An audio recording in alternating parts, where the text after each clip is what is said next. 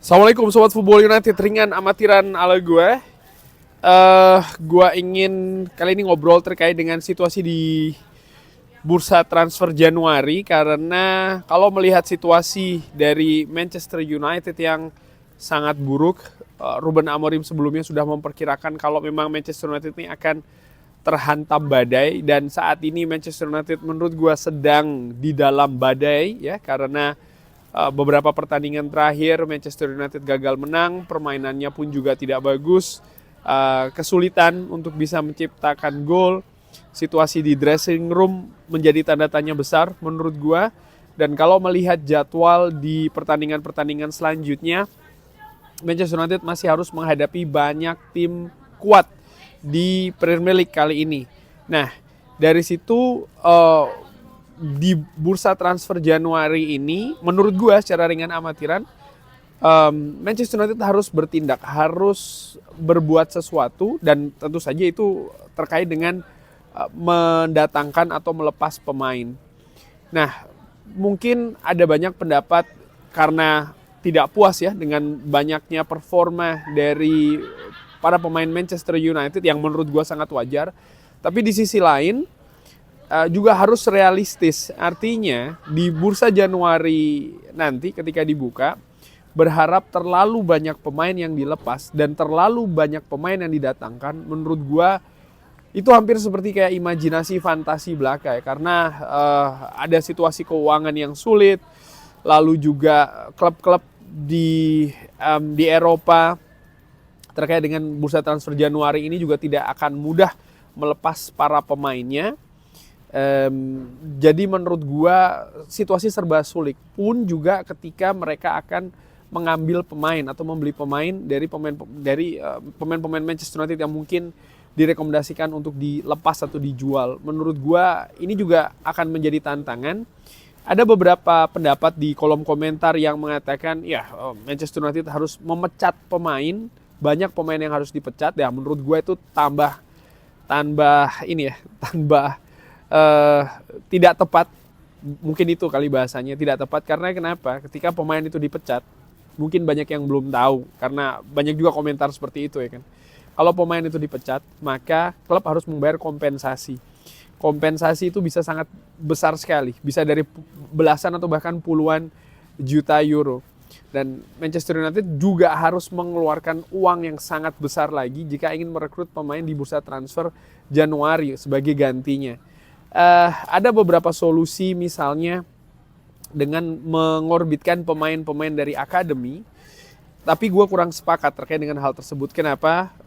Merekrut ataupun mempromosikan, mengorbitkan pemain akademi di situasi seperti ini sangat-sangat rawan. Kenapa? Sering gue katakan fokus dari pemain muda akademi nomor satu itu adalah pengembangan ya.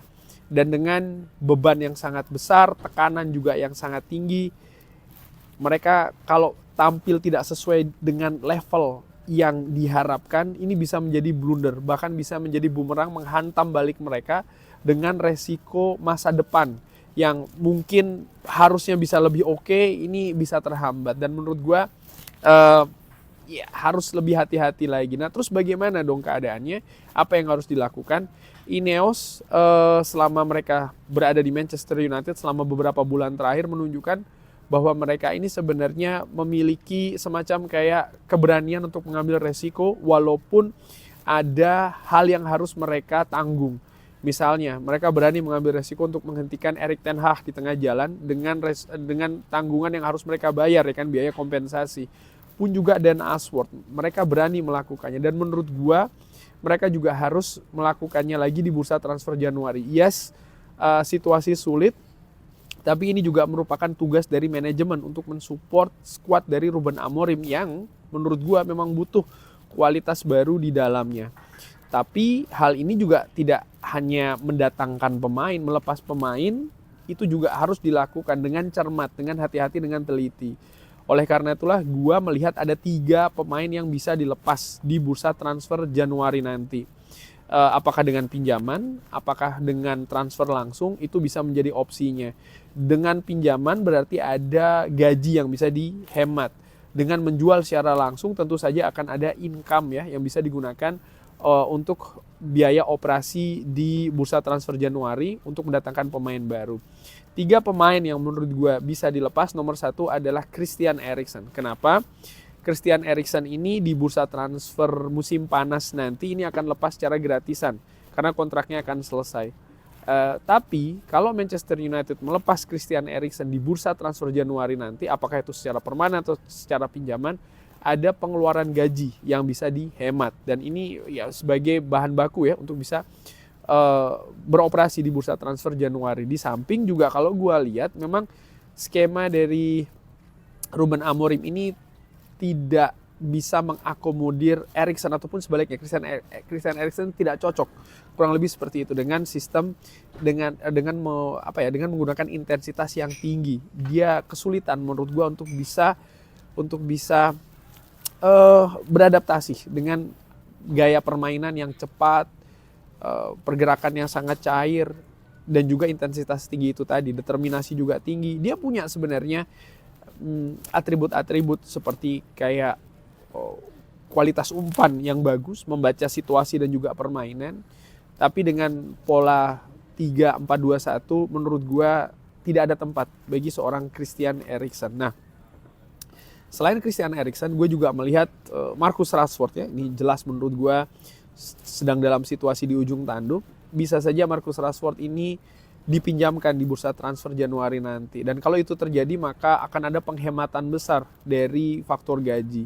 Permasalahan ataupun tantangannya adalah mencari klub yang bisa atau mau meminjam Marcus Rashford. Kalau seandainya memang ada klub yang ingin mengambil secara permanen, itu tentu saja perfect, sempurna. Tapi menurut gue ada banyak tantangan. Tapi secara teknis Marcus Rashford pun juga nampaknya tidak mendapatkan tempat ya di sistem permainan dari Ruben Amorim.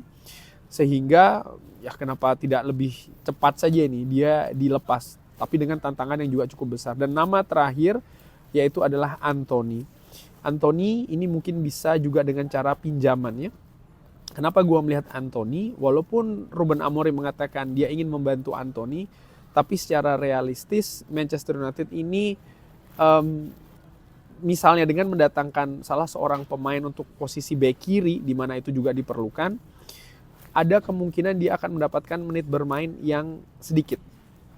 Dan menurut gue, kalau dia ini dipinjamkan di klub lain dengan mungkin klub yang bisa memberikan dia menit bermain yang cukup tinggi dan dia bisa membuktikan bahwa dia sedikit-sedikit bisa menambah kapasitas bermainnya ya, mungkin dengan tekanan yang lebih kurang, karena saat ini di Manchester United tekanan itu sangat besar sekali, maka kepercayaan diri dari Anthony ini bisa kembali, sehingga nanti ketika dia kembali lagi ke Manchester United di akhir musim, ikut di pre-season misalnya, akan ada penilaian lagi terkait dengan apakah dia akan masuk ke skema atau tidak. Tapi menurut gua dengan keadaan seperti itu, dengan mendatangkan bek kiri baru, di mana nanti ya Diogo Dalot kemungkinan juga bisa mengisi posisi wingback sebelah kanan, ini akan menjadi situasi yang sulit ya bagi Anthony. Apakah ada tawaran misalnya secara permanen?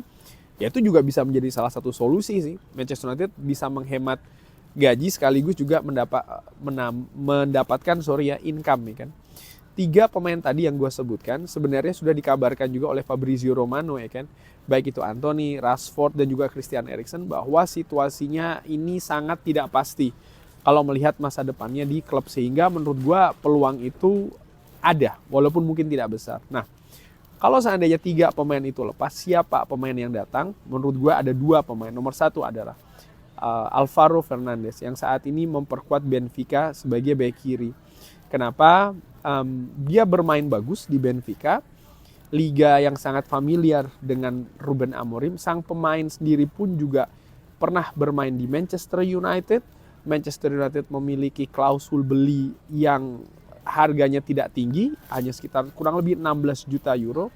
Sehingga menurut gue dia bisa didatangkan untuk memperkuat bek kiri, di mana posisi bek kiri itu menjadi salah satu titik lemah yang sangat besar sekali di Manchester United. Bahkan ini sudah terjadi dari musim lalu.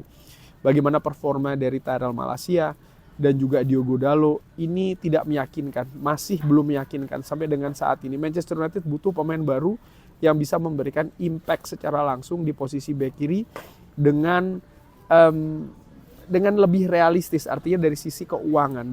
Jadi menurut gue Alvaro Hernandez ini bisa didatangkan. Lalu satu pemain lagi yaitu adalah Dani Olmo.